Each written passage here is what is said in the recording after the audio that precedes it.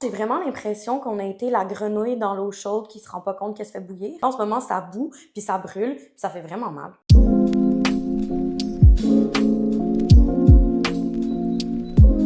Récemment, j'ai vu passer ce petit mime qui rappelle l'esthétisme un petit peu niché d'une époque pas si lointaine, l'époque dans laquelle j'ai grandi, le début des années 2000. Puis j'avais oublié à quel point le système d'éducation de cette époque-là valorisait beaucoup ce qu'on appelait le mondialisme. Ce que je me rappelle de cette mouvance-là, c'est qu'on était comme vraiment encouragés à en apprendre plus sur le monde, à découvrir la culture des autres pays. Si vous avez mon âge, vous avez peut-être la ref, il y avait comme des activités d'échange et de partage culturel selon les différentes cultures que tu avais dans ta classe. Genre, j'ai le souvenir qu'on parlait même de peut-être l'émergence d'un gouvernement mondial inspiré des Nations Unies et de l'Union européenne. Le message, c'était vraiment genre, tous les habitants de la planète, nous ne faisons qu'un. C'était très We are the world. C'est sûr qu'avec du recul, je me rends compte de tous les angles morts de ce discours-là et de la vibe très néocoloniale. Mais en lisant les commentaires et en regardant ces images-là, le sentiment qui me restait, c'était le monde tel qu'on nous l'a promis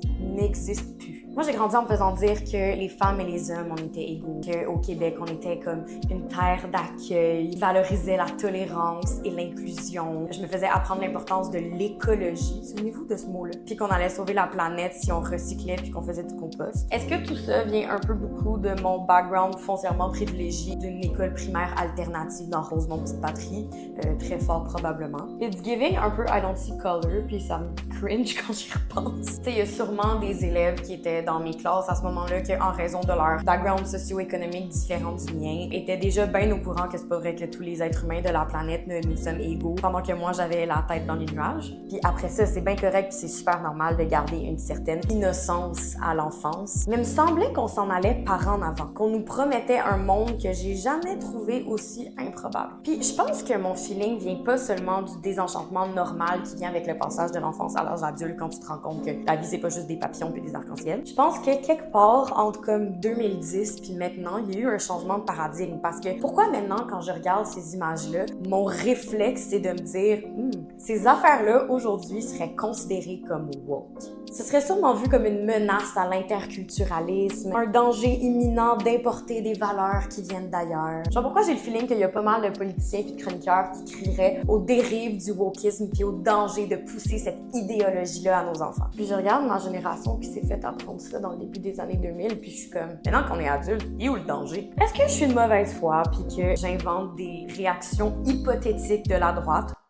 Oui, peut-être. Mais je pense que c'est parce qu'il y a vraiment plus rien qui me surprend. Je repense à des choses de ces années-là qui me donnaient espoir, puis je suis comme convaincue qu'il y a des affaires pas tant progressives que ça qui se pourraient même plus en 2025. Genre, je pense pas que Barack Obama serait élu. Puis on s'entend là, Barack Obama, c'est vraiment pas le politicien le plus de gauche ever, là, comme c'est un criminel de guerre. Mais comme, même ça, je suis trop cynique de dire ça? Il y a une quote que j'ai entendue récemment qui disait en gros que si le concept des bibliothèques était inventé aujourd'hui, ça passerait jamais. Jamais que nos gouvernements aujourd'hui décideraient d'investir des fonds publics pour créer un service de prêt de livres gratuit qui n'a aucune visée économique, qui est purement pour le bénéfice social et culturel. Ça serait impensable. Puis je suis sincère quand je dis que je comprends pas comment on en est arrivé là. C'est même pas une question rhétorique. Il y a sûrement des chercheurs et des livres qui peuvent l'expliquer, puis je serais grandement reconnaissante si vous voulez me partager les ressources dans les commentaires. Parce qu'en ce moment, j'ai vraiment l'impression qu'on a été la grenouille dans l'eau chaude qui se rend pas compte qu'elle se fait bouillir. En ce moment, ça bout, puis ça brûle, puis ça fait vraiment mal. C'est là que je me dis, c'est certain qu'il y a du monde qui nous ont avertis puis qu'on les a juste pas écoutés. C'est certain que ces voix-là qui se sont élevées un peu partout pour nous prévenir du danger imminent de la montée du fascisme un peu partout dans le monde, parce que, appelons un chat un chat. Ces voix-là se sont fait dire qu'elles menaient des campagnes de peur, puis elles se sont sûrement fait taire à coups de chroniques et de grandes campagnes de salissage à heure de grande écoute. Puis c'est certain que ces voix-là, c'était celles de communautés marginalisées, genre des femmes racisées. Parce que c'est tout le temps ce monde-là qui lève les flags en premier, puis c'est tout le temps ce monde-là qu'on ignore. Quand est-ce qu'on a baissé notre garde? Quand est-ce que la droite a tellement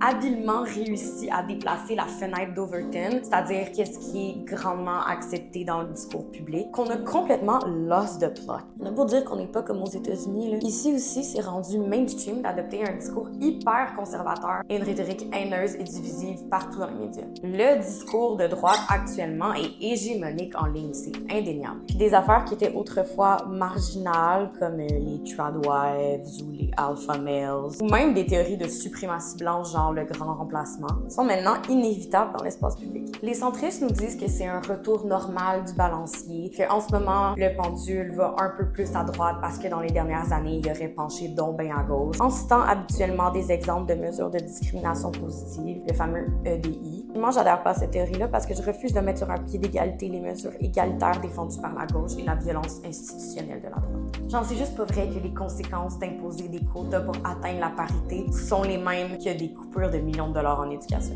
Un exemple fort, selon moi, de ce changement de paradigme-là, c'est le contraste entre l'image de tous les amis issus de cultures différentes qui se tiennent la main et le fait qu'en ce moment, le parti au pouvoir et celui qui va sûrement l'être à partir de 2026 font une espèce de surenchère de qui va plus casser du sucre sur le dos des immigrants et, disons-le, surtout sur la communauté musulmane. La fille de mon cours de maths en 2005 qui aurait été célébrée de nous faire découvrir les desserts syriens de sa mère lors de journées de partage de culture. Si le PQ rentre au pouvoir en 2026, serait peut-être forcée de changer d'école parce qu'elle n'aurait pas le droit de porter un voile. Ils nous disent que c'est par principe de la laïcité de l'État, mais c'est vraiment difficile de voir ces affaires-là en silo et de pas faire de conclusions hâtives quand, à travers toutes les choses qui vont mal au Québec en ce moment, ces politiciens-là nous disent que leur priorité, c'est la laïcité de l'État, la capacité d'accueil et la sécurité publique. J'ai beau essayer de pas leur prêter des mauvaises intentions, c'est tough en maudit. Moi, j'en ai eu des enseignantes et des éducatrices voilées qui m'ont jamais parlé de l'islam puis qui ont jamais essayé de m'inculquer des valeurs différentes, des valeurs de base du Québec. Je me demande pour ce monde-là à quel moment on devient québécois et donc à quel moment on l'est pas. Les petites filles de 5-6 ans, quand elles rentrent en maternelle, qu'elles soient voilées ou pas, elles vont suivre le même cursus scolaire que les autres petites filles pas voilées. Ce sont pas des petites Québécoises, ces enfants-là, elles vont pas devenir des citoyennes québécoises. Avez-vous à ce point-là pas confiance en notre système d'éducation? J'imagine que non, parce que souvent ces politiciens-là, c'est les mêmes personnes qui disent que notre système académique est gangréné par l'idéologie woke. Savez-vous ce qui tue une intégration à la société d'accueil? Se faire pointer du doigt, se faire exclure, se faire écraser quelconque sentiment d'appartenance qu'on aurait pu développer en se faisant dire qu'on n'est pas dans le gang. Puis ce qui me fâche, puis c'est souvent le cas en politique, c'est qu'on est tout le temps en train de répéter les mêmes erreurs. On a fait un tollé immense avec toute l'affaire des accommodements raisonnables pour que, quelques années plus tard, on y repense et qu'on soit comme « Ah ouais, on est peut-être allé trop loin ». Ensuite, il y a eu l'épisode de la Charte des valeurs qui a complètement divisé le Québec et qui a blessé beaucoup de gens. Même Paul Saint-Pierre Plamondon, qui aujourd'hui est une des voix les plus fortes en faveur de renforcer l'interdiction du port des signes religieux, quand il se présentait pour devenir chef du PQ, a dit que le Parti québécois devait faire un mea culpa et s'excuser pour l'épisode de la Charte des valeurs.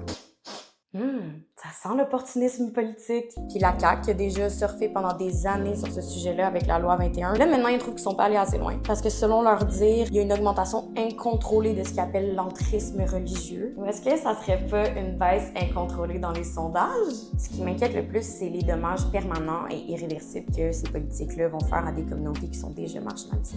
À plusieurs niveaux, le dommage est déjà fait, mais je pense qu'on va vraiment réaliser les graves impacts seulement plusieurs années plus tard. À ce sujet, si vous l'avez pas encore déjà vu, je vous recommande fortement le documentaire T.U. Youssef avec Raed Hamoud qui était sorti en 2017. J'essaie toujours de pas terminer mes vidéos sur une note pessimiste. J'essaie toujours d'être comme à la recherche de solutions puis de peut-être insuffler un peu d'espoir. Mais là, pour vrai, je trouve ça tough. Comment on fait pour continuer à apprendre aux enfants l'importance de l'inclusion quand peut-être que leurs éducatrices à la petite enfance vont se faire renvoyer parce qu'elles portent un voile? Puis si on regarde les chiffres au Québec, vous savez qu'est-ce qui tue plus que l'islamisme radical, l'islamophobie? Je sais pas, moi c'est un monde comme ça qui me fait peur. Fait qu'on lâche rien, on continue d'écrire, puis de parler, puis de défendre le monde qui veut juste vivre en paix. Puis on n'oublie pas que la vraie menace à notre épanouissement collectif, c'est le capitalisme puis la suprématie blanche, ok?